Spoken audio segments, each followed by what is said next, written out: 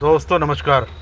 दोस्तों मैं अनिल भाटी, हमारे चैनल भाटी प्रॉपर्टीज़ में आपका बहुत बहुत स्वागत है। दोस्तों आज की वीडियो बनाने वाले हैं न्यू नोएडा के ऊपर। तो दोस्तों जैसा कि आपको मालूम होगा, कुछ लोगों को जानकारी इस बारे में होगी कि बुलंदशहर में सर्कल रेट बढ़ा दिए गए हैं और 20% तक सर्कल रेट बुलंदशहर के कई गाँवों में 65 एकड़ गाँव में बढ़ा दिए गए हैं। तो अब क्योंकि वहाँ पर बढ़ गए हैं तो अब जल्दी ही यहाँ पर भी कार्रवाई होने वाली है और जल्दी ही आपकी जो ये सर्कल रेट है अब न्यू नोएडा में भी बढ़ने वाले हैं और जल्दी इस पर कार्रवाई पूरी होने वाली है।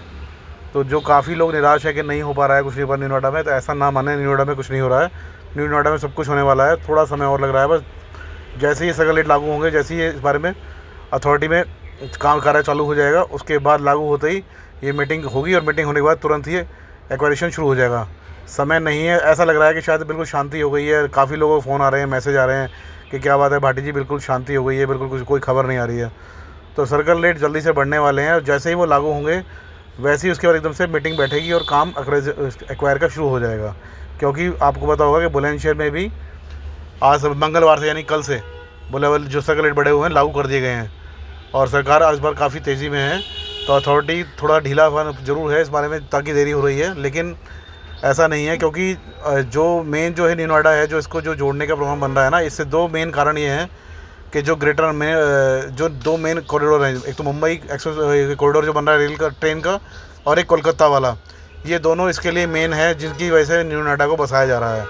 तो जैसा कि आपको मालूम है, जो कोलकाता वाला है वो तो आपका इधर बनेगा, आपका इधर क्या ना खुर्जा साइड में, तो वहाँ पर तो भी काफ़ी टाइम लगेगा क्योंकि इसमें भी काफ़ी टाइम में डिले है।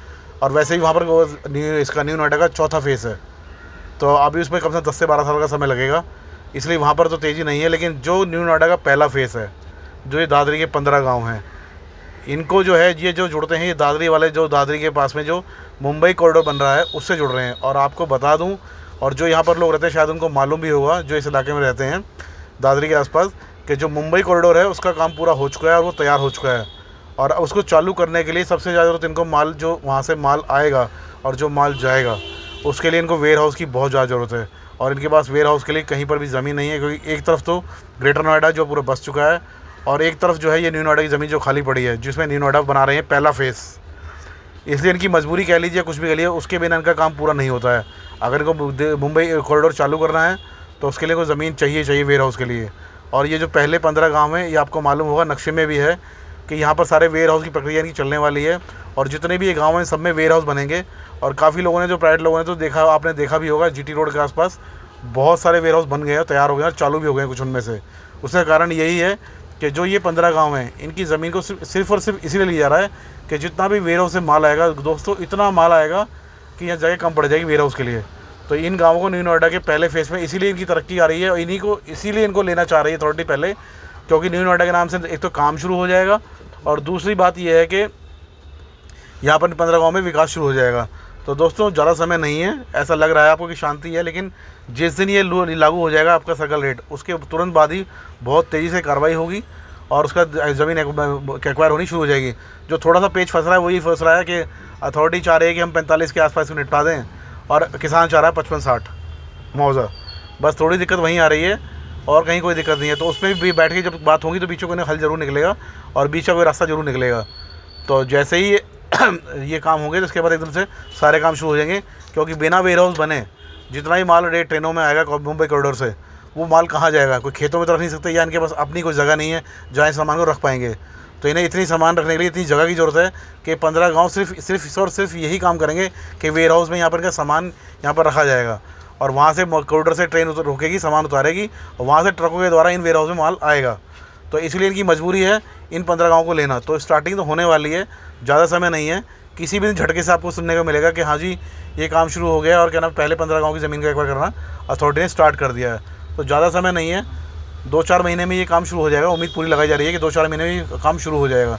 तो कोई भी लोग निराश ना हो। काफ़ी लोग मैसेज कर रहे हैं हमें कि भाटी जी क्या हुआ, न्यू नोएडा फुस हो गया, क्या हुआ? तो मैं आपको बताना चाह रहा हूँ कि कोई न्यू नोएडा फुस नहीं हुआ है। न्यू नोएडा बहुत तेज़ी से काम करेगा और न्यू नोएडा बहुत ही, आप जो ग्रेटर नोएडा है ना, उस ग्रेटर नोएडा से भी लाख गुना अच्छा बनेगा न्यू नोएडा। क्योंकि ग्रेटर नोएडा में जो है इंडस्ट्री कम है और रेजिडेंशियल ज़्यादा है, क्योंकि रोज़गार नहीं है। न्यू नोएडा में आपको रोज़गार मिलेगा, इंडस्ट्रियल और आपका वेयर हाउसिंग ज़्यादा है, जिस कारण यहाँ पर बहुत सारी पब्लिक बाहर की आएगी।